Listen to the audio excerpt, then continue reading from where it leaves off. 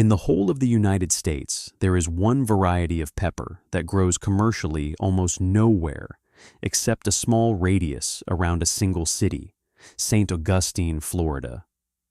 It is called the datil. It is fiercely hot and faintly fruity, and it is the defining ingredient in St. Augustine's sausage tradition. The reason it grows only here is not botanical, it is historical, and the history is uncomfortable.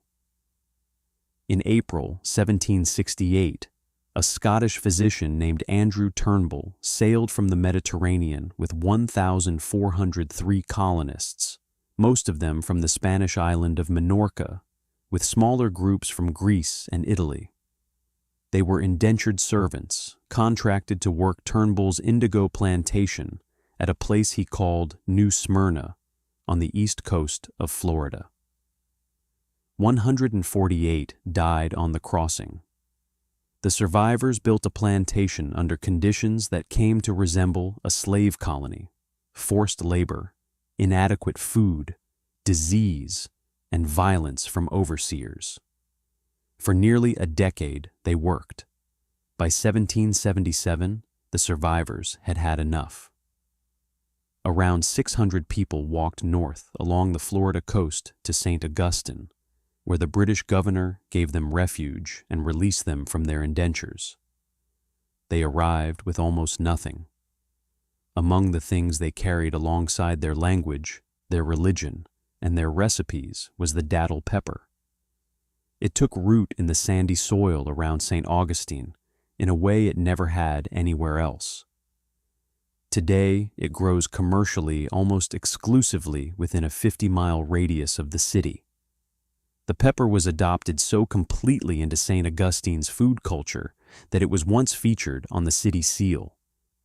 You find it now in the clam chowder, in the hot sauces, and in the sausages sold at roadside stands on US 1 still carried, generations later, by the roughly 26,000 Minorcan descendants who still live in St. Johns County. Florida's second great sausage tradition has a different origin and a different city. In 1885, a Spanish-born cigar manufacturer named Vicente Martinez Ybor purchased 40 acres northeast of Tampa and built a factory town from scratch.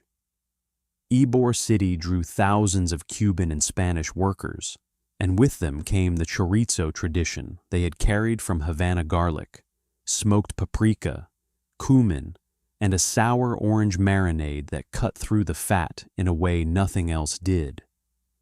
It was a sausage built for the lunch counter of a cigar factory, eaten fast, eaten cheap, and eaten well.